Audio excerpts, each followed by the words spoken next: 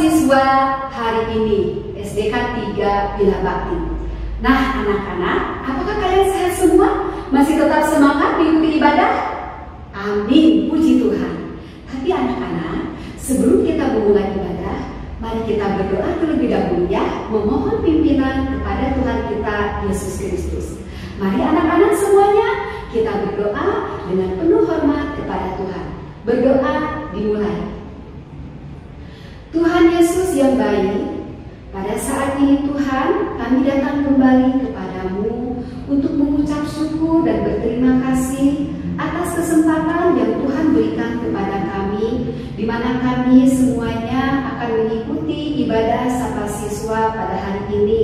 Tuhan, tolonglah ibadah kami supaya berjalan dengan baik dan lancar, dan biarlah kami bisa memuliakan Tuhan dengan segenap hati kami dan dengan seluruh keberadaan hidup kami. Dan di dalam nama Tuhan Yesus kami berdoa dan mengucap syukur. Amin. Nah anak-anak, untuk pujian yang pertama, apakah kalian masih ingat lagu Rayakan Yesus Rayakan? Amin, bagus kalian masih ingat. Di saat-saat ini tentunya kita masih mengingat ya, bagaimana Yesus sudah bangkit, bagaimana Yesus sedang menampakkan diri kepada murid-murid dan kepada semua orang yang Dia temui. Oleh karena itu anak-anak, mari kita bersyukur, kita bersukacita karena Yesus sudah bangkit dan memberikan harapan hidup yang baru kepada kita. Mari kita nyanyikan bersama-sama pujian ini, Rayakan Yesus Rayakan dengan penuh sukacita.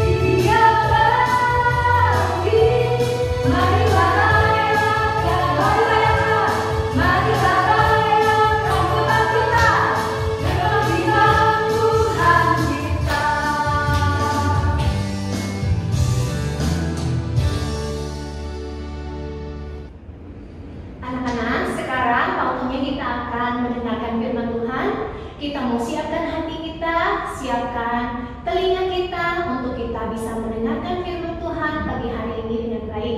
Berikan sikap yang terbaik untuk Tuhan ketika kita mendengarkan firman Tuhan.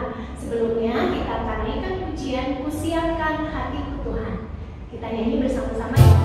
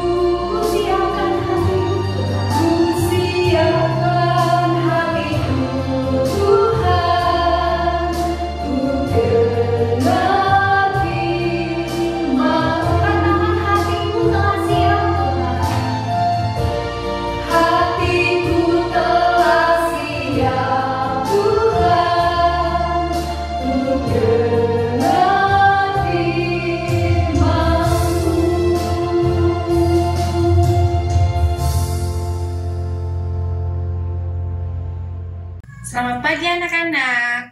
Kembali kita merenungkan firman Tuhan di pagi hari ini. Sebelumnya, mari Ibu ajak kita semua berdoa. Lipat tangan, tutup mata, kita berdoa. Tuhan Yesus, terima kasih untuk pagi hari ini Engkau memberkati kami Tuhan. Engkau memelihara kehidupan kami. Saat ini kami akan mendengarkan firman-Mu. Biarlah Engkau berbicara kepada kami Tuhan, agar firman-Mu terus bertumbuh di dalam kehidupan kami. Terima kasih, dalam nama Yesus kami berdoa, amin. Nah anak-anak, tema hari ini adalah Elia di Gunung Karmel. Nah, Alkitabnya diambil dari 1 Raja-Raja 18 ayat 20 sampai 46. Ya, pasti kamu semua tahu kisah Nabi Elia. Ya, Ibu akan mulai saja ya. Pada tahun ke-38 zaman Asa, Raja Yehuda, ya, Ahab, seorang Israel, menjadi Raja Israel di Samaria. Ya. Namun anak-anak sayang sekali kali Ahab melakukan apa yang jahat di mata Tuhan. Ia beribadah kepada Baal dan membuat mezbah untuk Baal di kuil Baal. Ya, ketika orang Israel mulai menyembah berhala, Nabi Elia menyampaikan pesan dari Tuhan kepada Raja Ahab. Nabi Elia berkata, tidak akan ada embun atau hujan dalam beberapa tahun ke depan sampai saya mengatakannya. Wah, berarti tidak akan ada hujan, berarti akan kering ya anak-anak ya. Lah, kemudian selama 3 tahun berikutnya, benar anak-anak, tidak ada hujan yang turun, panen gagal, kelaparan terjadi di mana-mana. Nah, Raja Ahab mungkin kesal ya sama Nabi Elia. Kemudian Elia diperintahkan Tuhan untuk bersembunyi di tepi sungai Kerit dan diberi makannya oleh burung gagak.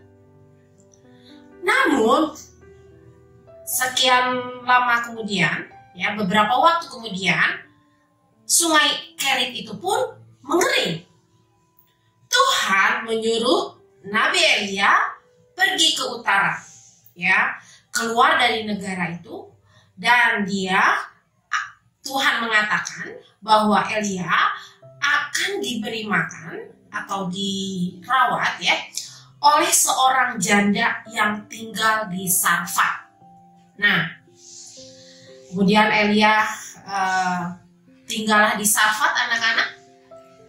Kemudian di tahun ketiga tanpa hujan ya, sudah kering kerontang mungkin anak-anak ya. Kemudian Tuhan berkata kepada Elia ya di tahun ketiga. Tuhan menyuruh Elia pergi dan menyerahkan dirinya kepada Raja Ahab ya. Kemudian Elia meninggalkan tempat itu dan pergi ke selatan, ke tanah Israel, di mana Raja Ahab sedang mencari dia. Orang-orang di Samaria, tempat tinggal Raja Ahab, sangat membutuhkan makanan dan air. Ya, karena bayangkan saja mungkin semua sungai sudah mengering, sumur-sumur mereka mengering, cadangan air mereka sudah habis. Ya. Mereka sangat kehausan dan kelaparan. Ya, karena hasil panen juga tidak ada. Ya.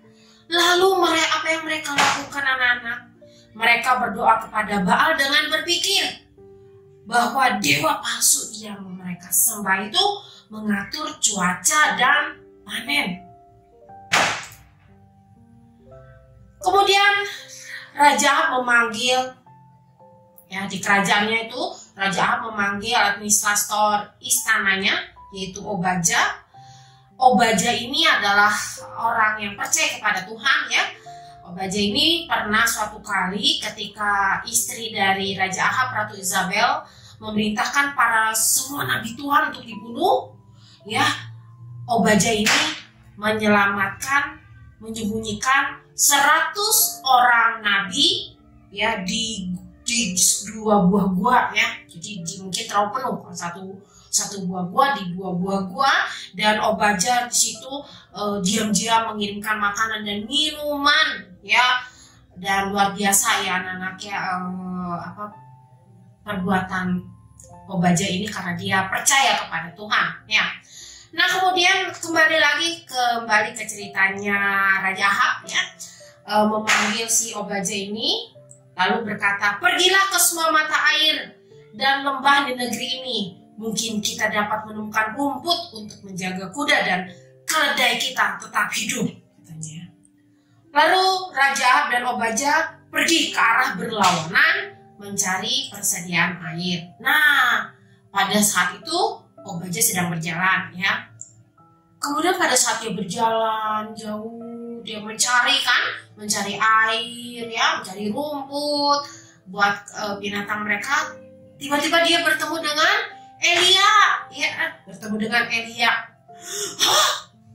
Obadja kaget sekali, kemudian membungkuk ke tanah dan bertanya, benarkah itu kamu, Elia? Kata Obadja. Ya, jawab Elia. Beritahu Raja Ahab, kata Elia, aku di sini. Obadja membuat Elia berjanji untuk tetap di tempatnya saat dia menjemput raja, ya. Lalu Obadja kemudian pergi bergegas untuk mencari Raja Ahab dan memberitahunya bahwa dia telah menemukan Elia. Ketika raja melihat Elia, dia menuduhnya sebagai pembuat onar, ya. Padahal tidak seperti itu. Elia menasihati Raja Ahab, ya, supaya percaya lagi pada Tuhan. Elia menjawab, ya, pada saat Raja Ahab berkata seperti itu. Elia menjawab, aku tidak membuat masalah, tapi kamu dan keluargamu melakukannya dengan meninggalkan perintah Tuhan dan menyembah Baal. Ya, kemudian Elia berkata lagi, kumpulkan orang-orang dari seluruh Israel untuk menemuiku di Gunung Karmel, kata Elia, dan bawa 450 nabi Baal dan 400 nabi Aserah. Ya, itu adalah nabi-nabi yang tidak percaya kepada Tuhan, tapi menyembah yang lain, ya. Kemudian Raja Ahab kemudian mengirim utusan ke seluruh negeri, menyuruh semua orang berkumpul di Gunung Karmel. 450 nabi Baal dan 400 nabi dewa palsu Aserah juga dipanggil. Kemudian Elia berbicara kepada orang banyak di Gunung Karmel. Berapa lama Anda akan ragu-ragu di antara dua opini? Jika Tuhan adalah Tuhan, ikutlah dia.